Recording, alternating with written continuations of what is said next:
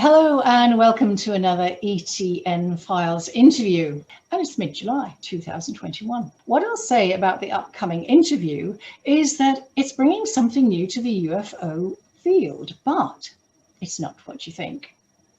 Dave Hodrien, who runs BUFOG, which is the Birmingham UFO group, has been very, very busy over the last few months. And in fact, what he's been doing is to create a board game. And this game is for 1 to 6 players. It's for adults and children. So let's just have a little look at the concept here. So what it says is UFOWAVE is entirely themed on the UFO phenomenon and aliens, and designed from the ground up by an active UFO investigator with artwork by an actual witness. I would like to share with you now a really interesting, I think it's worth hearing. It's a review, and the guy is really enthusiastic. So let's just hear what he has to say, because this game hasn't actually been launched yet. Jesse here, also known as Eater Maples on Instagram. And today I wanted to give you a video review of UFOWAVE by Paradigm Games. Now, what did I think about the game? Pretty solid game. Anybody that knows me knows that I love to play the more medium to heavier games. A few hours playing time. I can never get my family to play those types of games. So I'm generally a solo player. UFOWAVE is a phenomenal game for myself, for my family, for friends. It is a lightweight card game that is extremely easy to learn. It plays about a half an hour. It's rated ages 8 and up. It's really good for family, and I can't recommend it enough. Let's talk about the gameplay. The gameplay, like I mentioned, it's super quick, it's very streamlined, and it's really true to the subject matter. Now, I'll talk about that more in a minute. It is not a difficult game to learn, quite easy, but I will stress this, it is very tactical. You are constantly making choices, as in, do I pick up the cards that are going to give me more points, or do I take the cards that my opponents need because it's going to give them points instead? Even though you may be forced to take cards that will negatively affect you and make you lose points, sometimes it may be better to keep your opponents from getting those cards. So those are the types of choices that you're making in this game, and it's really fun. Let's talk about the content. The game is filled to the brim with UFO lore, and it's very evident. The creator of the game is an actual UFO investigator. The artist of the game is an actual UFO witness. You can obviously tell that these guys, their passion in this game, it's all over. It's all over the cards, it's all over the box. The game is just phenomenal. Dave said it's not even been released yet. It is due to be released via Kickstarter, and that is going to be on the 30th of July. And we'll just have a look at what the game cards and background look like, and I think it's phenomenal. He's made it really high end. So just in closing, you can join the Kickstarter campaign from the 30th of July. In the meantime, what Dave is doing, he is also going to be at the UK Games Expo, and as you can see there, it's from the 30th of July to the 1st of August.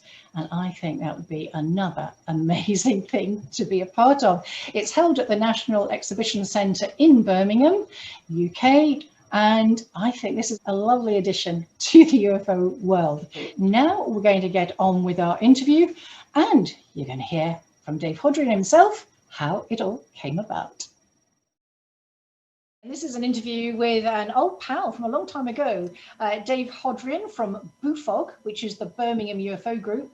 I'm going to get him to tell you a little bit more about that shortly, but I'm really excited to have him on because actually most people won't know this, but Dave was there right at the beginning of the inception of my initial project, the AMASH project, back in 2011. So I always have to say thank you very much for that, Dave. You're a great support. But now I want to share with you some really exciting new fun stuff that Dave has been developing. And I don't know whether it's just by himself or with us, but we're going to find out. It's a new UFO game. So Dave Hodrien, welcome to, I'm going to call it the ETN Files now. So hello, and how are you after so long? Very good, and thank you very much for having me on the show. It's great to catch up with you.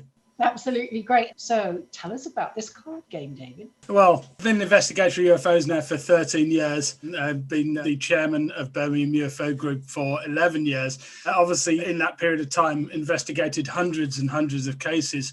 But a number of years ago, I decided to focus on a new project, something very different, in fact, as well as my big interest in the UFO/UAP subject. I'm also an avid board and card gamer. I've always enjoyed board and card games, tabletop games.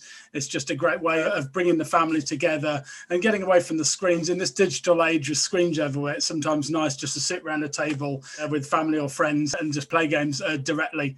I enjoy a mix of competitive and cooperative games. Play quite a lot of cooperative games with my partner and my daughter as well.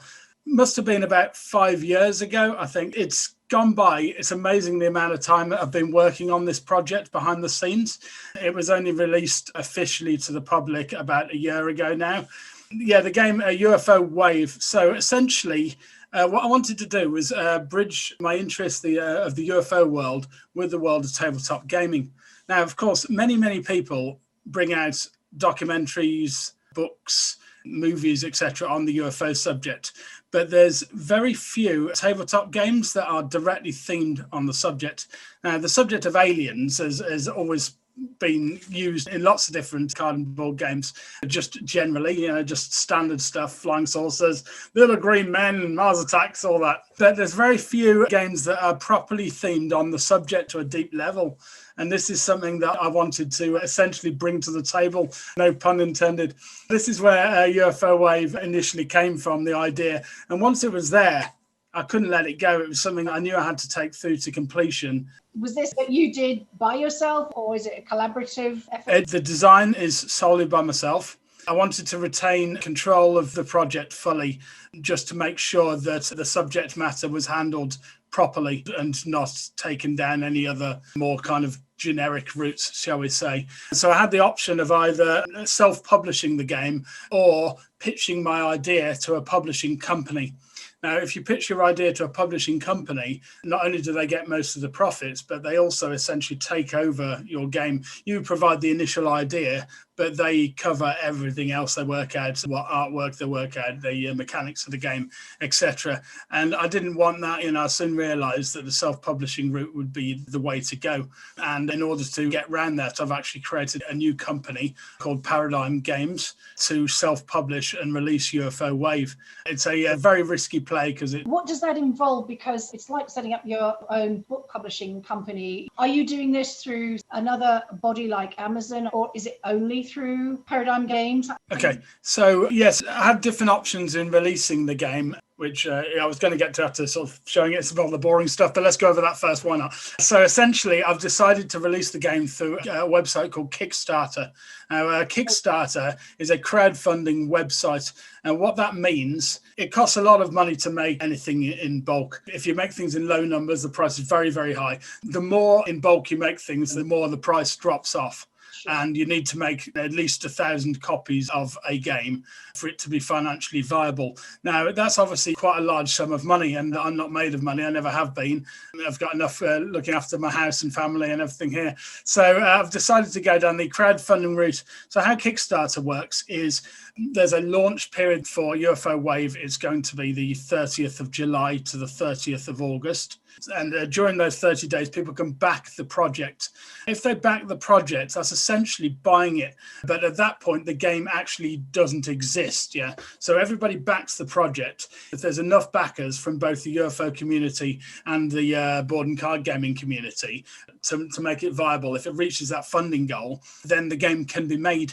I then get sent the proceeds as one lump sum. I then reach out to the manufacturer. They produce the game, send it to me, we ship it out worldwide.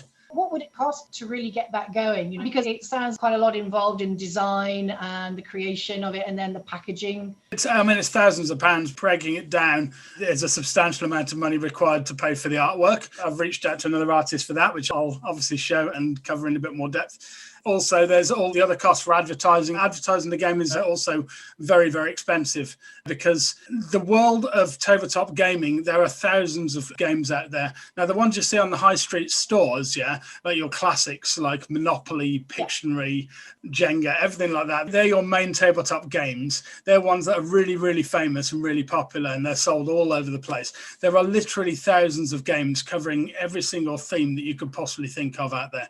Now, a lot of them are only sold through either specialist gaming websites or Amazon and things like that. And a lot of them are never, ever actually taken to the high street. They just exist as a Kickstarter.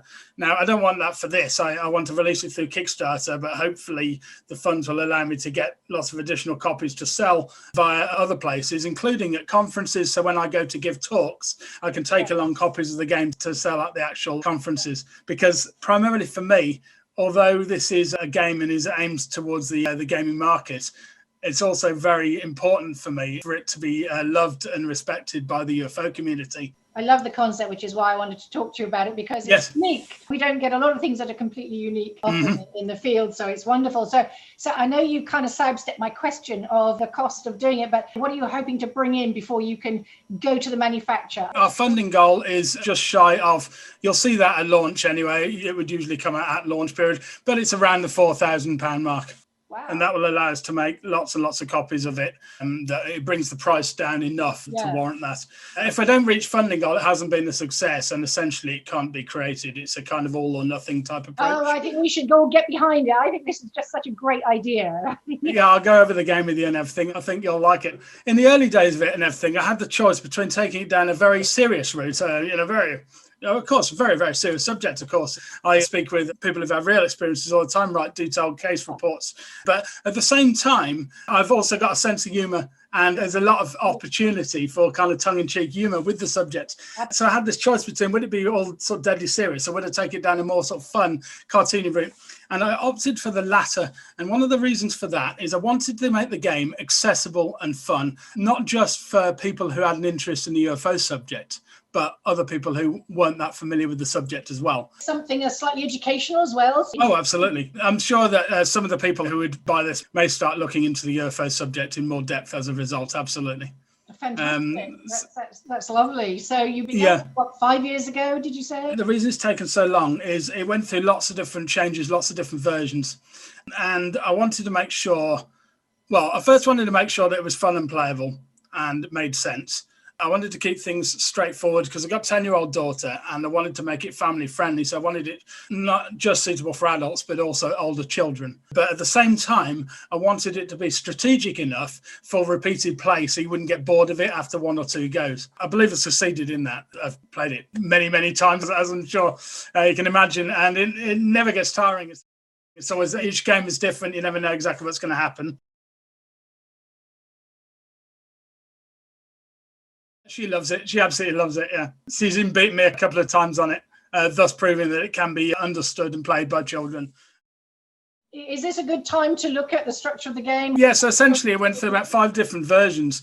Each time I thought, it's great, but it can be better. And also I didn't want it to be too similar to another game that was already out there. I didn't want gamers to think that I'd just taken a game that already existed and just put a UFO skin over it. So I wanted it to be different and have its own mechanics going on and work differently to most, if not all, other games. And I believe I've succeeded in the way that it works, which is either extremely rare or possibly even unique. And that's quite a bold statement to make due to the sheer number of games that are out there. But I've played literally hundreds of card games over the years, as have a lot of my gaming buddies. And not one of us has seen another game that works in the same way that it works in the way that the cards are taken. After a number of different versions, I got to the point where I thought, okay, I've settled on the main design. I want it to look pretty now. So up until that point, it'd just been rough cuts. I'd just done some little sketch work and that sort of thing. But it was time to make the game look pretty. And I realized at that point that it was time to get an artist involved. Now, this is a fascinating story. You're going to like this. So when I was back at university, over a long, long time ago, over 20 years ago, I went to Plymouth University on the south coast of England. And while I was down there surfing the internet, it was the early days of the internet, and I came across this artwork by this gentleman on Google Images. And I immediately realized that he had a very, very good grasp of the UFO subject.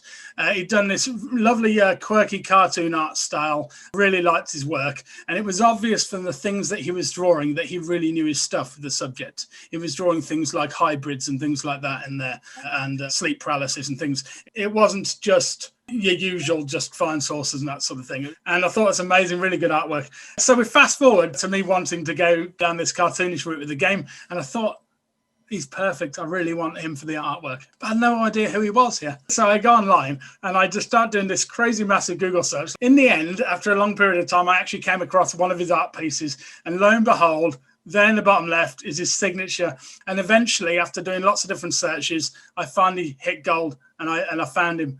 And it turns out he's an active artist in New York. I got in touch with him on Skype, told him I was a UK-based UFO investigator.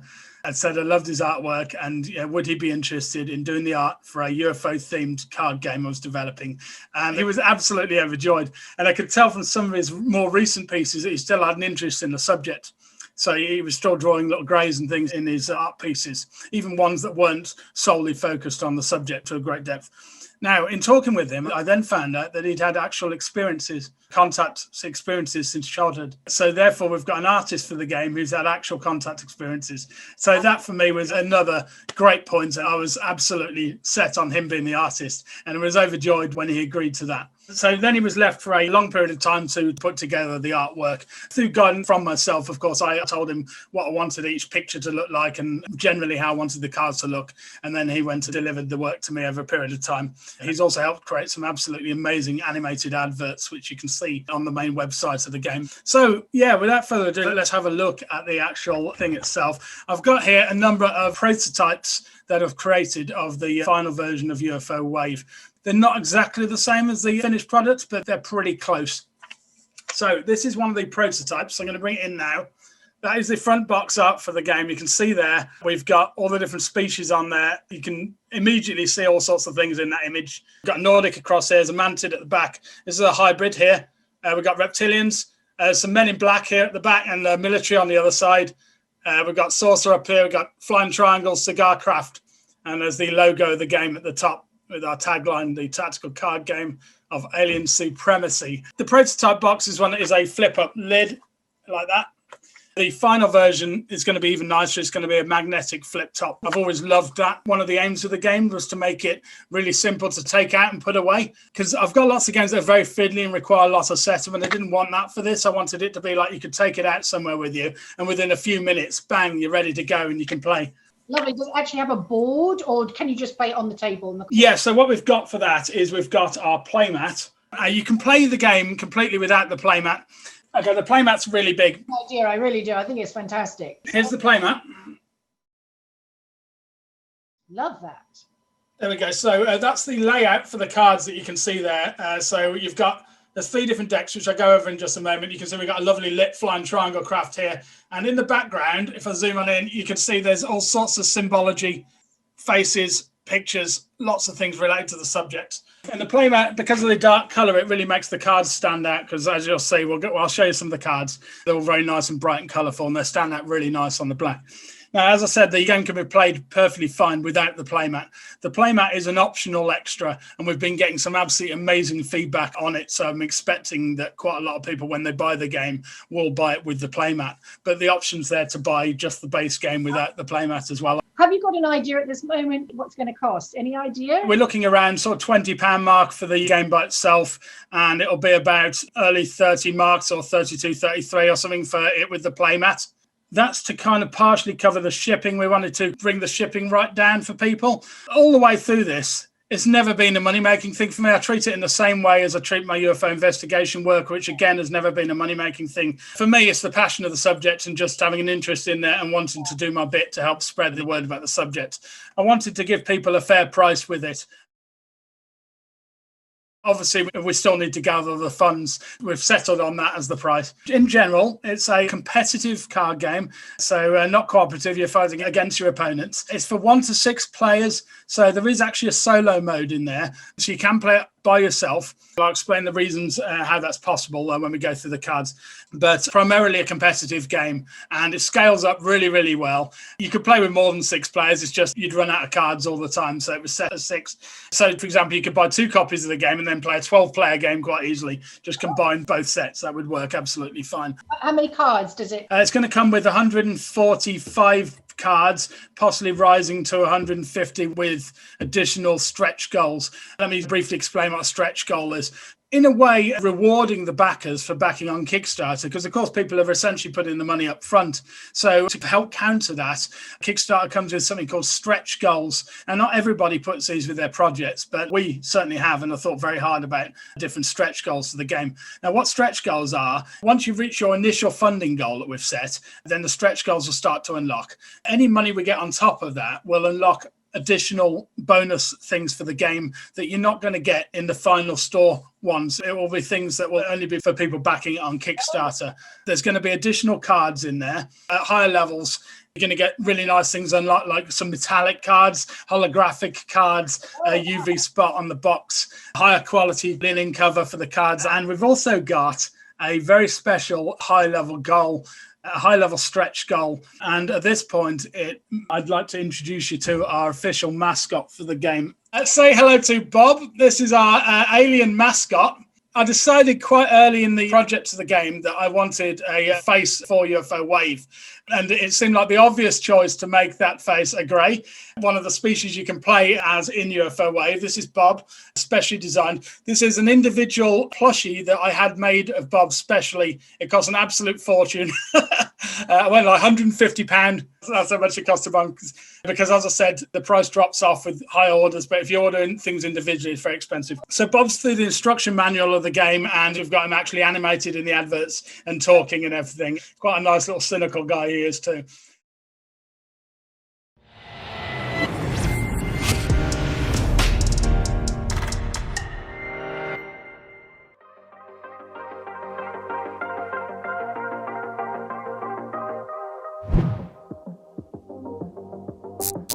Are you receiving me?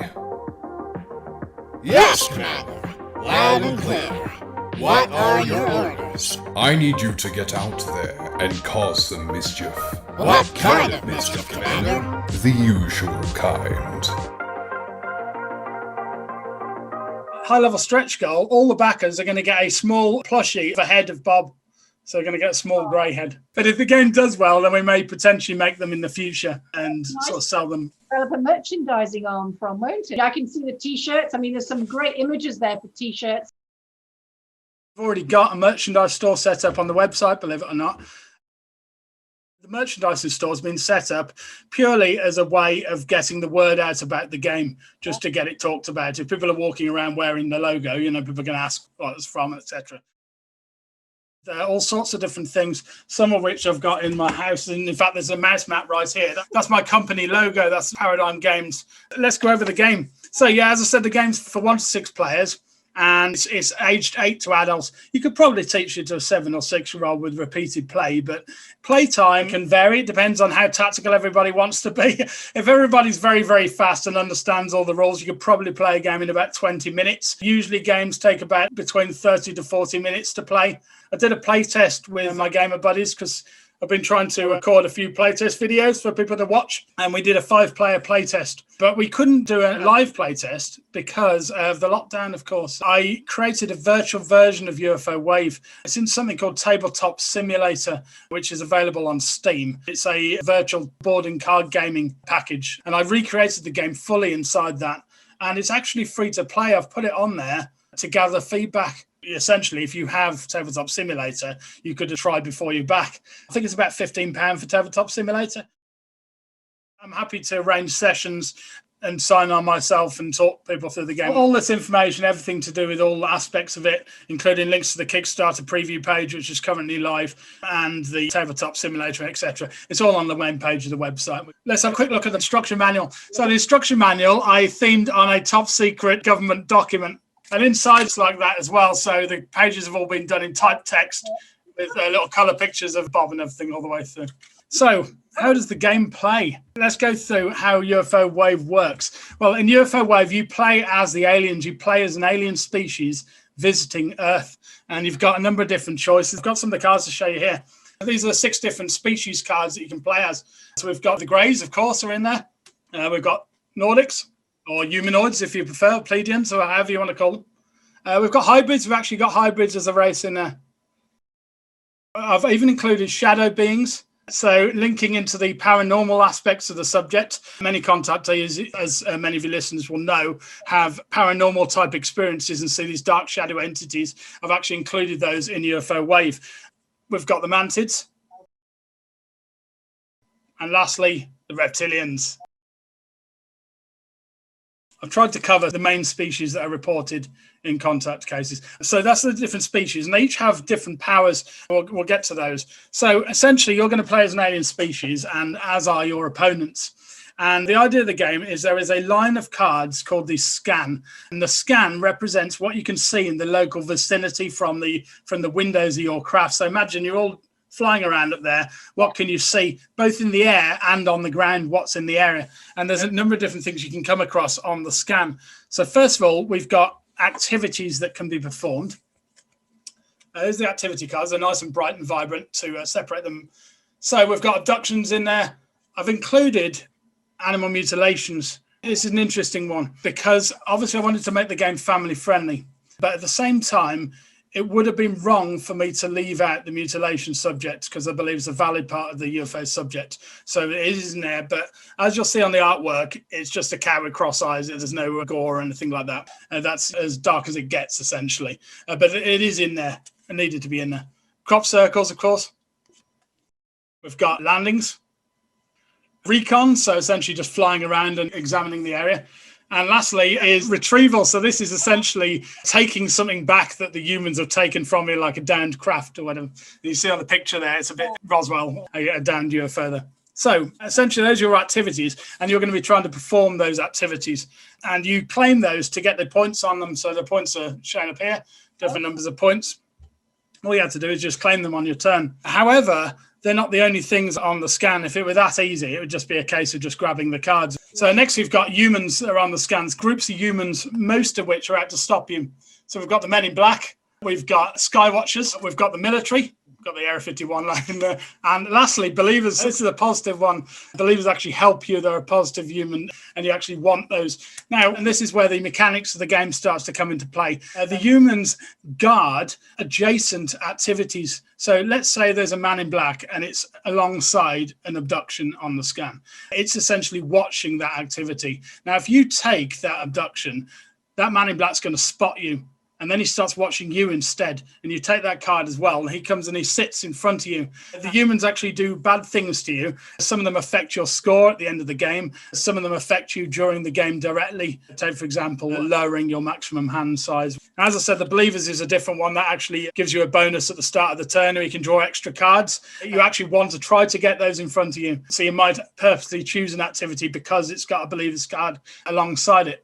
So can I just stop you there for a moment? So at the beginning, when all the 6 of us get our cards, how are they doled out? Is it a lucky dip? Okay, so with the species, it's generally you just chose face down, so it's random. But you can, of course, play a game where you specifically choose a particular type that you want to play as. You can choose your species instead. That's up to the players. Then everybody gets 5 plan cards. We'll move on to the plan deck in a minute.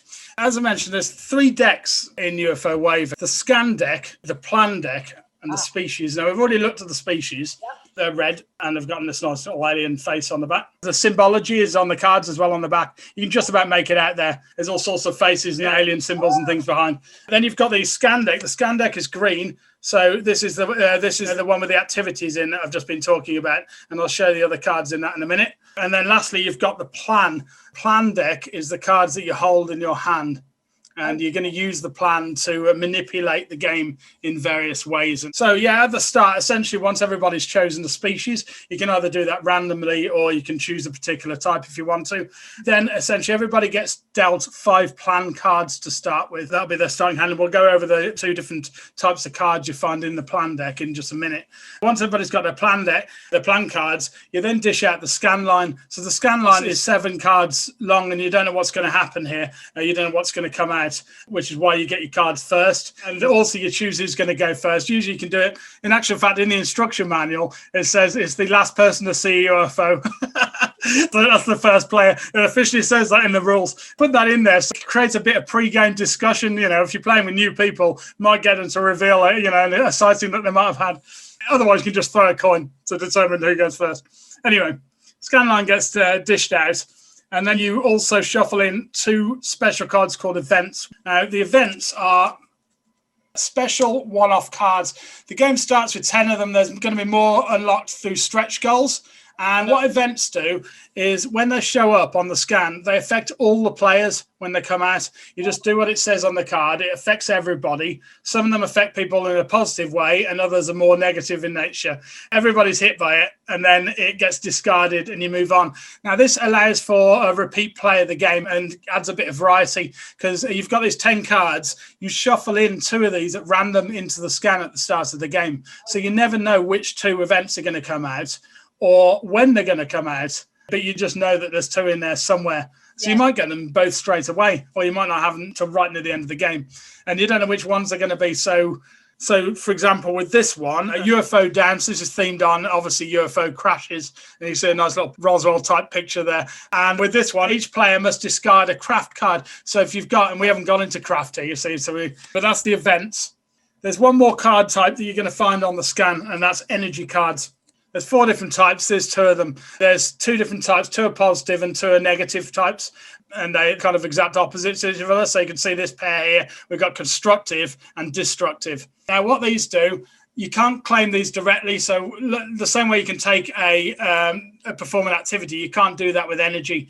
But again, it works on an adjacent level. So you essentially soak it up. It's energy that's just hovering around in the air. So if you perform an activity and is next to energy, you'll also soak up that energy. And now, extra points or something, or yeah, some of them do. Some of them give you additional points. Other ones do other things. This one here, constructive, allows you to draw an extra plan card, so it's not worth any extra points. So it goes into your score pile, but you can see there it's not worth any points. However, it allows you to draw an extra plan card. So at that point, destructive is the exact opposite of that, so you lose a plan card. So, and then you've got the other types, positive and negative, and they directly affect your score. So, again, you're playing with the order of the cards on the scan, and you're making decisions as to which card you take. So, let's say there's a really powerful, a really high level abduction on the scan that you really want to claim. It's worth a lot of points. But let's say it happens to have a negative energy either side of it. If you claim that, you're also going to have to claim both those negative energies that are going to be counterproductive to you. Or it might have a human watching it and negative energy on the other side.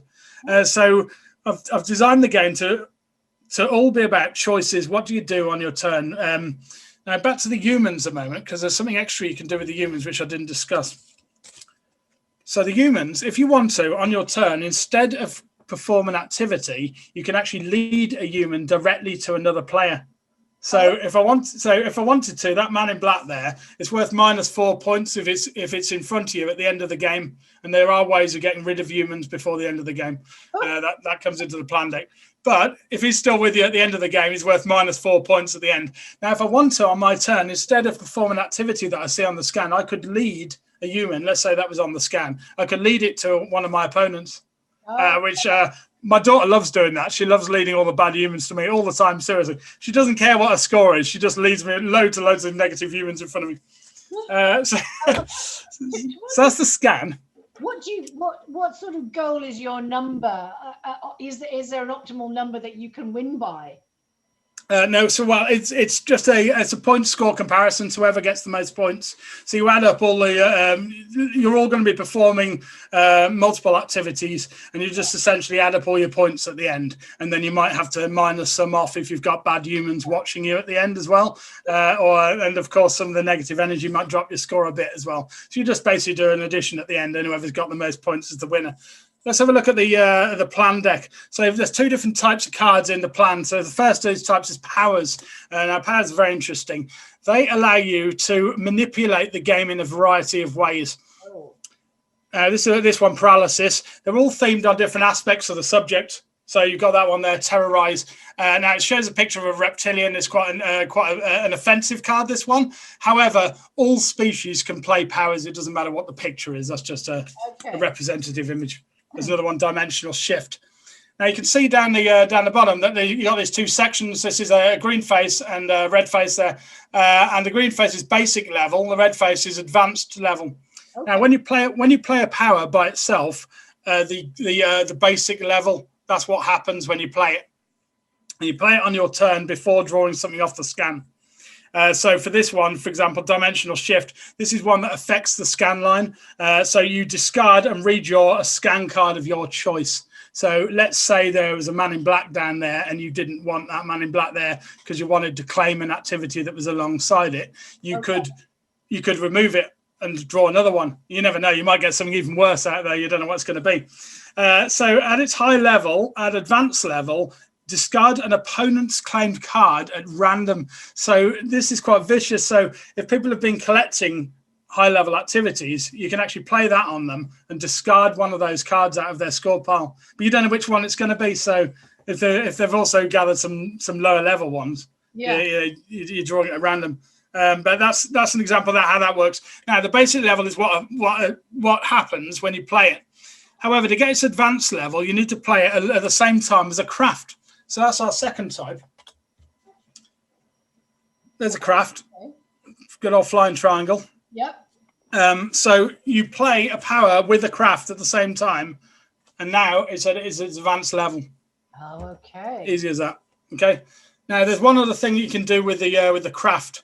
Remember I said about the humans watching you, so you get men in black or military and they're watching you. You want to get rid of them, don't you? Because they're going to be worse than points.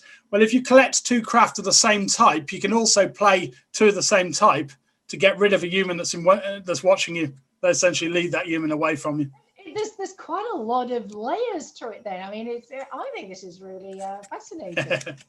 Yeah, I've tried to make it kind of interesting enough and strategic enough, while at the same time simple to understand. Now, of course, you're probably listening to this thinking this is wildly complex, but it's really not. I mean, like as I said, my 10-year-old, yeah, can play it easily. Once you're halfway through your first game, you'll be flying with it, absolutely flying. Now, this is a special kind of craft here. We've got shapeshifters. Now, shapeshifters can change shape, of course, and they can become any other craft. So let's say I wanted to discard a human that was watching me, and I happen to have a shapeshifter and a flying triangle. I could play those two because that becomes the other flying triangle. Oh, okay. Yeah. I like so they can be, so they're kind of like more powerful than the other craft types. The other two types are, of course, saucers. Of course, you're going to get flying saucers in there. And we've got cigars. Of course. There we go. Now, there's obviously many other craft types, but I decided on choosing for the types that are most commonly reported in sightings, of course.